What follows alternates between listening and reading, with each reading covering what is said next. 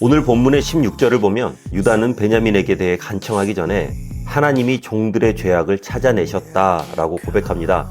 이건 단순히 베냐민의 도둑질이 발각되었다는 의미만의 말은 아니죠.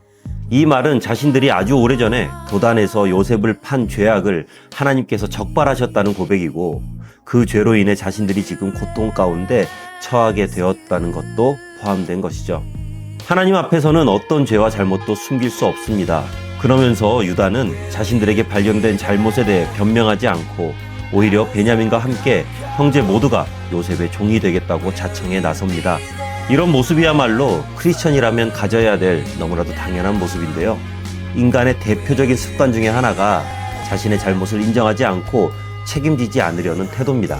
아담은 하나님께서 선악과를 따먹은 일에 대해 말씀하실 때 하나님이 주셔서 자기와 함께 하게 한 그 여자가 자기에게 줘서 먹게 되었다고 말하죠.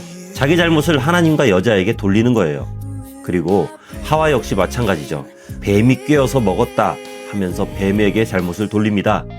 이렇게 얄팍하게 하면 상황을 자신이 유리한 방향으로 끌고 갈 수 있다고 생각할지 모르겠지만, 이런 태도는 심판에서 벗어나지 못하게 할 뿐더러 어떤 긍휼하심도 얻을 수 없는 최악의 모습입니다. 하나님께서는 자신의 잘못을 뉘우치지 않고 인정하지 않는 것에 대해서는 불쌍히 여기지 않으십니다. 예수님께서는 자기를 의롭다고 믿고 다른 사람들을 멸시하는 사람들에게 자신의 죄를 뉘우치지 않고는 결코 의롭다 하심을 얻을 수 없다고 말씀하셨죠. 그리고 요한일서 1장을 보면 만일 우리가 범죄하지 아니하였다 하면 스스로 속이고 또 진리가 우리 속에 있지 아니할 것이며 하나님을 거짓말하는 이로 만드는 것이니 또한 그의 말씀이 우리 속에 있지 아니한다고 했습니다. 하지만 만일 우리가 죄를 자백하면 그는 미쁘시고 의로우사 우리 죄를 사하시며 우리를 모든 불의에서 깨끗하게 하실 것이라고 선언합니다. 다윗을 보면 간음과 살인이라는 큰 죄를 짓고도 그냥 덮어두고 살죠. 어찌 보면 다윗의 굳은 마음이 그 일을 죄라고 인식하지 못하게 만들어버린 건지도 몰라요. 하지만 나단 선지자의 책망을 듣자마자 다윗은 이렇게 고백합니다. 내가 여호와께 죄를 범하였노라.